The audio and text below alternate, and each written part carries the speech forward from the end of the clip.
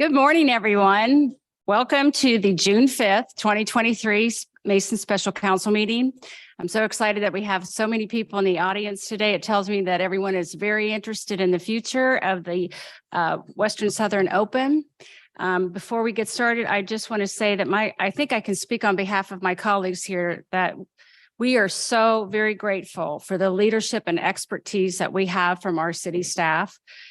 They have worked very hard as they continue to navigate through this process. So I just want to recognize our city manager, Eric Hansen, our assistant city manager, Jennifer Heft, our law director, Jeff Forbes, our council clerk, Lisa R., and our city engineer, Kurt Seiler. And in the audience somewhere is our economic development director, Michelle Blair.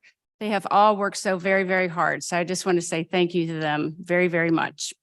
And with that, I'm going to call this meeting to order, and I am going to ask Lisa to call the roll, please. Vice Mayor Nelson. Here. Councilmember Chance. Here. Councilmember Bradburn. Present. Councilmember Hackey. Here. Councilmember Grossman. Here. Councilmember Stricula. Mayor Spaeth. Here. Okay, I'm going to turn this over to Eric.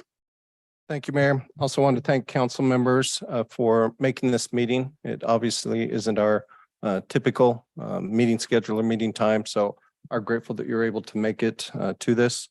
Also want to introduce maybe a little bit of background. I think everyone's aware last August, BMOC Capital secured the sanction for the Western Southern Tennis Tournament. And it's been our pleasure to have worked with the Chief Operating Officer for BMOC, Ford Perry, since that time, who has been very, he's just been a gentleman in leading us and helping us look at ways and pursue options for maintaining the legacy of tennis here in the city of Mason. He's also a very kind man, and that is why he is joining us via Zoom today when he discovered, well, maybe I'll leave it to him to say, he didn't take a flight after he took a test, and I think that's reflective of the kindness of the man. A little bit unfortunate for us here to miss him, but he is joining us via Zoom. I'm hoping from his facial expressions he can hear me. That looks like right. Now let's test and see if we can hear you, Ford. Ford Perry, Chief Operating Officer for BMOC Capital. Great, thanks, Eric. Appreciate the introduction. I assume you guys can hear me okay? Yeah. Great. Well, good morning to everyone. As Eric said, I'm Ford Perry. I'm the Chief Operating Officer for BMOC. BMOC is a diversified family office based in Charleston, South Carolina, that was founded by Ben and Kelly Navarro. And as Eric said, I'm truly sorry for not being there in person. I had every intention of doing so. Unfortunately, I tested positive for COVID last night. Thought it was wise not to expose everyone. Frankly, I didn't think COVID was much of a risk anymore, but I guess here we are. Just as a matter for presentation, Eric, do you guys have the presentation on the screen there, or do you want me to share from my end?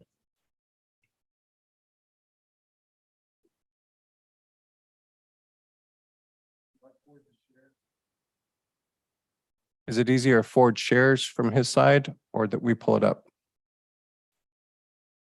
We're checking with our partners at ICRC. They're the folks that handle the streaming and the cable playback. Great.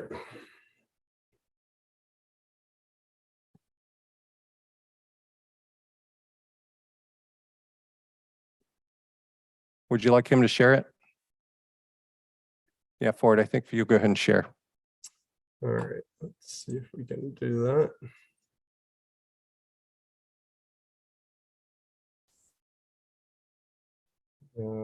Can you see that?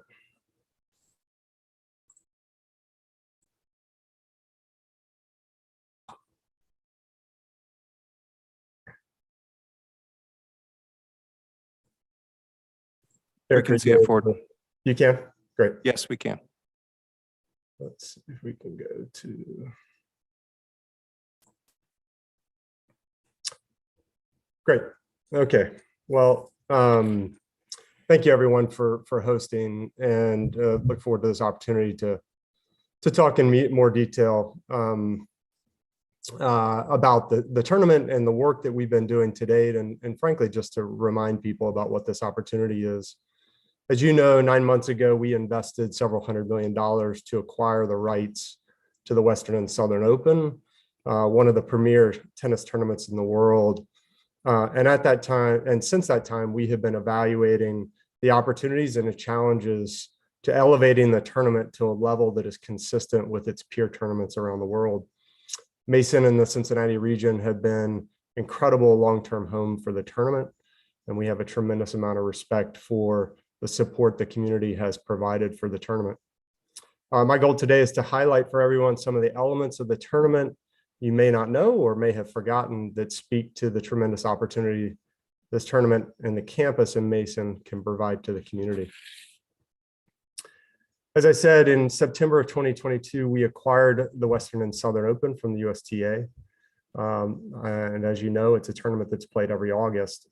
What was particularly compelling about this acquisition to us is its presence within the tennis world. It is considered one of the 9 most coveted trophies in all of tennis. And as a result of that, it perennially attracts all of the best players in the world. It has what we consider to be the best date on the calendar leading up to the US Open. Well, the best date on the tennis calendar because it leads up to the US Open. And because of that, you attract the best players. And because you attract the best players, we attract an incredible group of fans as well. Each year we sell tickets to fans from all 50 states, from 39 countries. We have an incredible global audience on TV. In fact, Europe is our largest viewership audience amongst the continents. In fact, it's 70% greater last year than North America. And so the international appeal of tennis is tremendous. And we think there's a great opportunity to grow this tournament into something even more significant than it is today. As a reminder for those who may not be as familiar as others about the tennis landscape, most people are familiar with the Grand Slams, the Australian, the French, the US Open, and Wimbledon. In fact, the French Open is being played as we speak. Just below that is a tier of tournaments called Master 1000s. And so they are just nearly as prestigious as the Grand Slams for players to win. There are 5 of those Master 1000 events that are combined men's and women's events. That includes the Western and Southern Open, the others being Indian Wells and outside of LA, the Miami Open, the Italian Open in Rome, and the Madrid Open. And as you look at the others that are amongst the ATP events that are men's only, they're in other prestigious cities like Montreal and Toronto, Monte Carlo, Paris, Shanghai. So this sets the table for an understanding, I think, for what the relevance both in the tennis community and the sporting world is for this tournament, and why we are so excited about what the opportunity for this tournament will be. As important as it has been historically, and as important as it will be this year, it will become increasingly important over the next several years. The governing bodies within tennis, both the men's and women's governing bodies, the ATP and the WTA, are working together to change some of the dynamics and to really put additional emphasis on these Master 1000 events, the largest events they have, and really de-emphasize some of the smaller events. There's more than 100 events played annually around the world that are considered high-level professional events. So amongst these 9, there's a plan to both expand the field and expand the duration of these Master 1000 events. So today, or in fact in August, we'll host an event that's a week long. We'll have qualifying on Saturday and Sunday. We'll have a main draw Monday through Friday, and then we have championship weekend, which works great. And we get tremendous support from the local community. But it's a relatively brief 1-week tournament. In 2025, there's pretty substantial change coming to the tournament. At that time, the tournament will expand from 1 week to 2 weeks, and from a 56-player draw field to a 96-player draw field. So in essence, the tournament's doubling in size and duration. What that provides to us is a couple of meaningful things. Qualifying is Monday and Tuesday of the first week. And then we have 10 days of really top tier play during the first week and a half of the tournament.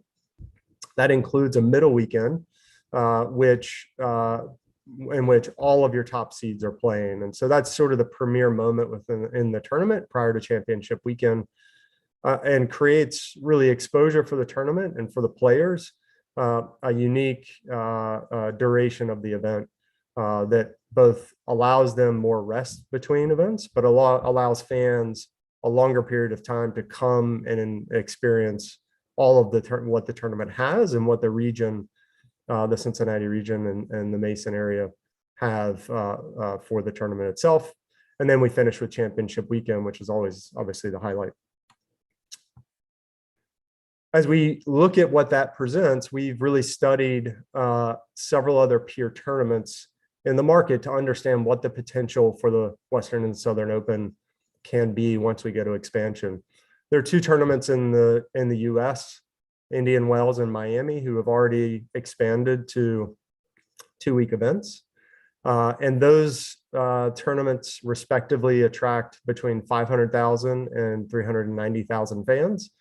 And they talk about a economic impact within those communities between $565 million and $390 million. There are two other tournaments, the Italian Open in Rome and the Madrid Open, that are expanding or have expanded this year to 2-week events. And then the Western and Southern Open will come in 2025. And so when we look at that opportunity and what the ability with investment can be, we get really excited about the potential for the tournament. Beyond the tournament, we believe that the campus in Mason has the potential to be much more than just a site for 2 weeks of professional tennis. And we've spent many months with our architects and with our professionals in the tennis world thinking about what that campus could be beyond just the days of the tournament. And we expect it to be very much a sports tourism catalyst, as well as an opportunity to engage and activate the campus for the broader community. So beyond the Masters 1000 event, we would expect to host lower level professional ATP and WTA tournaments. We host many of those here in Charleston today, where we have another smaller but similar campus. We would want to compete for collegiate championships, whether those are conference championships or NCAA championships, or even just local colleges using this as their home base to play their matches. We would also want to expand the growth of our LTP Tennis Academy, which is the basis for our tennis sort of teaching, whether it's youth, adult, high performance amateur, or even professional development that we have based here in Charleston. And all of that would lend itself to hosting amateur tournaments, junior tournaments within the region, and becoming a destination for tennis players around the area. And then beyond that, outside of racket sports, I didn't mention pickleball. The growth of pickleball is tremendous. We would look to have significant facilities. We already host some pickleball championships on campus. We would look to expand that. But outside of racket sports, we would want the campus to be both a cultural center for concerts and festivals, as well as direct community use. The way we operate our campus in Charleston today is that we have that any resident of the county has access to our facility, and we provide that in partnership with the city in terms of making it both affordable and accessible. We want tennis to be open to anyone in the community who wants to play, and we want to create programs that attract those who wouldn't typically be exposed to the sport. Our LTP acronym stands for Live, Love, Learn to Play. And we think tennis really serves as an incredible tool to teach broader life skills. And so we look at that as an important use of this campus as we move forward. For those who don't know who BMOC is and what our experience is, the good news is we feel highly confident about our ability to execute on these plans. We have, as I've mentioned a couple of times, a significant campus in Charleston where we operate a WTA 500 tournament. In fact, last year it was awarded the Tournament of the Year, which is a worldwide award for the WTA 500 level. We also went through a substantial renovation to that campus. There's an image of that here and what the stadium looked like before in the lower left corner. And it has become an incredible venue for concerts. We started our concert season several weeks ago. Had 2 nights of Dave Matthews Band this weekend, Friday and Saturday. I might attribute my COVID test to that, I suspect. But nevertheless, it was an incredible event for the community, and it's become a center point for gathering and community and personal engagement, which is tremendous. We'll host. Last year we hosted, I believe, 23 concerts, and this year we're slated to be around 20. Last year we were ranked the number 10 amphitheater worldwide by Polestar for our concert series in the amphitheater segment. So excited about the potential to create something similar in Mason. As we've gone through this process post-acquisition, and as Eric referenced, we've been working closely with the city on this. One of the things we have to determine is, one, what's required to elevate the campus. Unfortunately, there are a lot of gaps and deficiencies in the campus relative to what's required for the expansion of the tournament in 2025.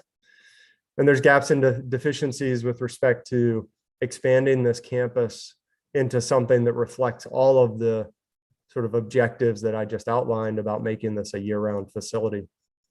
So we've spent the last 9 months with architects, with contractors, digging deeply in both creating a master plan for the facility, pricing that, and starting to make some decisions and conduct evaluations about what makes sense and how we would go about executing on that. At a very high level, just kind of rough numbers, we believe the sort of critical improvements for 2025, which many are listed here. It includes court expansion. We need at least 30 courts on campus, in addition to 10 match courts, 9 that are typical play, plus 1 as backup.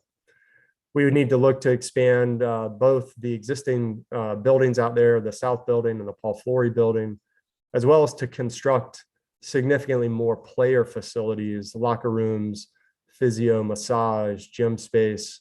All of that is undersized relative to a doubling of the size of the tournament in 2025. And remember, when we double the size of the tournament, we're doubling men, we're doubling women, and we're nearly doubling doubles as well. So it's a lot more players and support staff. We need green space, desperately need green space on the campus, making it a more attractive place for fans to be, to deal with the heat, with both shading and both natural tree shading as well as manufactured shading that we would build. So this looks at sort of what we think the cost to get to sort of a minimum level of improvements for 2025, and then tiering from there what we've identified as additional opportunities, activating the campus year round with indoor courts for our both for public play as well as for our academy, building out pickleball, which is in tremendous demand within the community. And then sort of a full scope master plan, which is really upgrading our VIP and hospitality spaces, putting a permanent kitchen and commissary. Today, we have to build a temporary kitchen during the tournament. Trying to convert center court for concerts, adding better entry and traffic control into the campus, expanding our merchandise opportunity, and just overall repairing a lot of aged infrastructure on the campus. And so this sort of shows a number of different opportunities that we have and we continue to evaluate.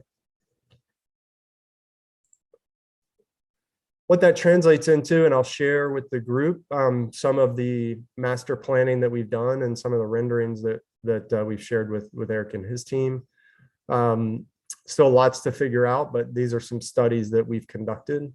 This gives you a sense for what both the existing campuses in the lower right, as well as our master plan for the overall campus. The most obvious changes that you'll see is the addition of courts to get us up to that 30. There are, in addition to that, indoor courts, a player building, pickleball up in the north side, as well as a better food court experience, shading canopies along each of the courts, a central fan plaza, et cetera. And so these are all elements we're evaluating. We've also started to have conversations with the city about how we would build additional shared infrastructure on sort of the northwest side of this campus. This drawing takes some liberties with regard to sort of the expansion of the campus out to the east and west and north and south sides.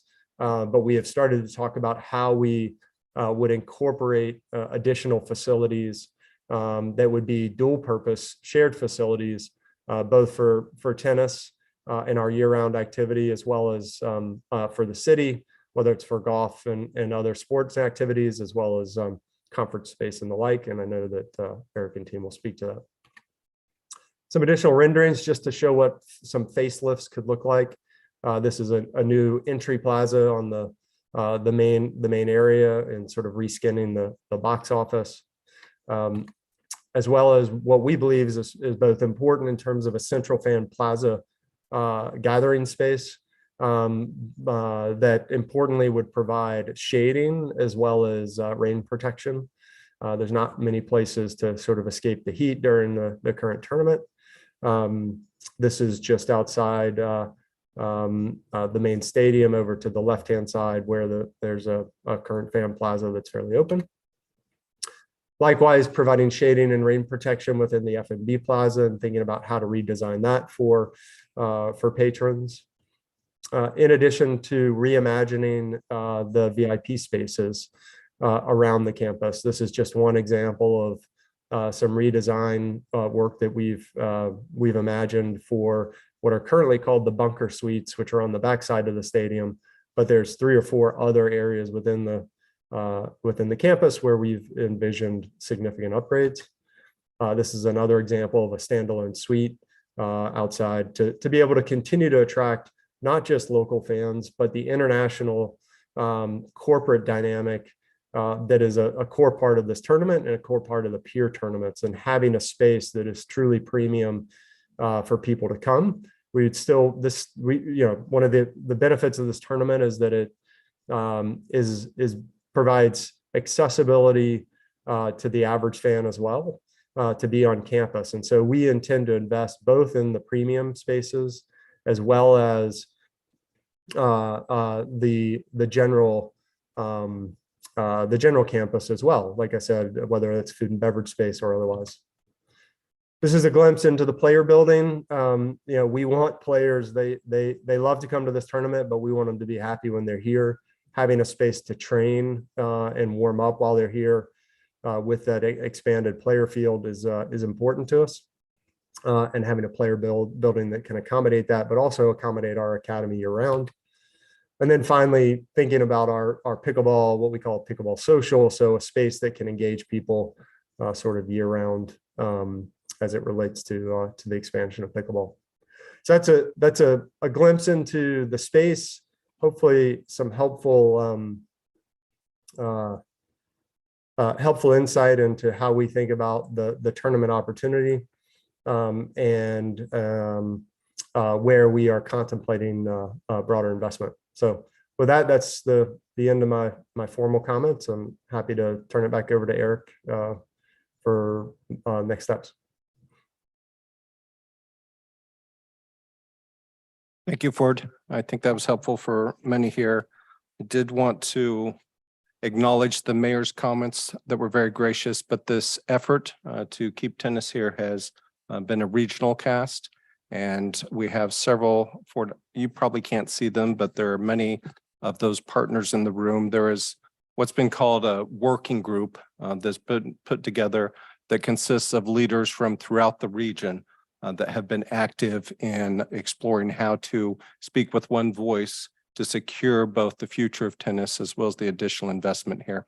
And I'll fail if I try and list folks, but just by eyesight here, we have local business leaders, we have elected officials, our partners at Sinclair. Tennis for Charity has several representatives here, obviously Warren County, Deerfield Township. I think folks from the airport are here. We have numerous stakeholders that are here and have been interested in this and that have been engaged with the city in securing this investment. Two folks that have been, I call them quarterbacking this effort on behalf of the region is Kim Lauterbach, who's the president of Ready, and Gary Lindgren, who's the president of the Cincinnati Business Committee. I think what we'd like to do now is turn it over to those two.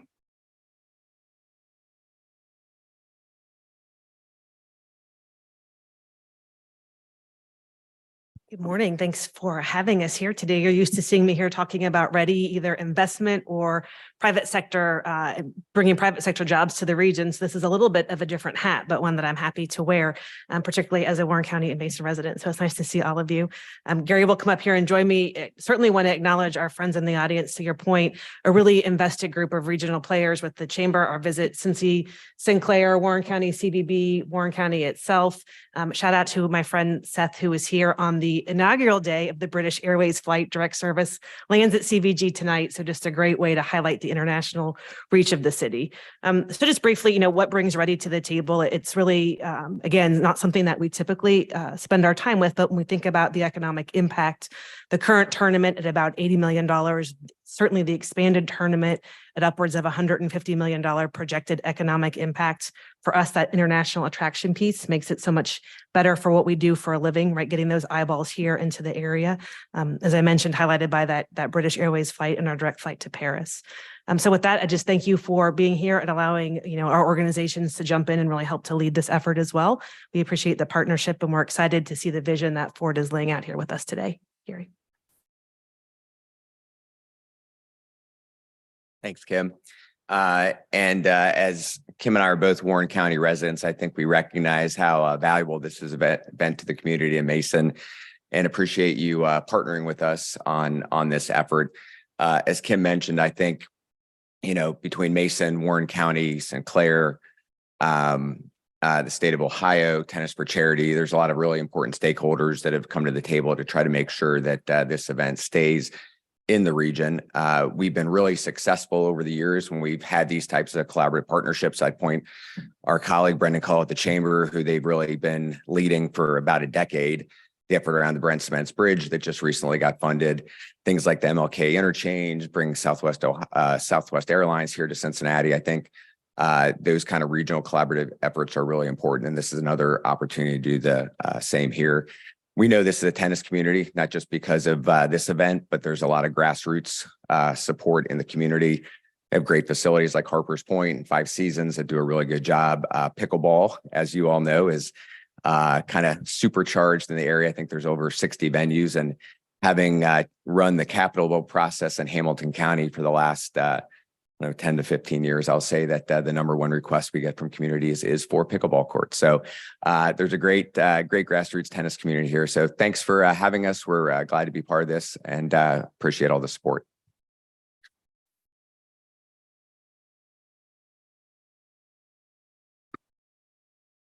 Here at the City of Mason, we have been very fortunate that we have such tremendous support from our state leaders. And not only on this project, but many other projects that we've had in the past. So right now, I would like to introduce our Ohio Representative Adam Matthews and Ohio Senator Steve Wilson. I think you both maybe want to come up to the podium and say a few words. We really appreciate all that you have done on this project and supporting it and getting the support from the state level.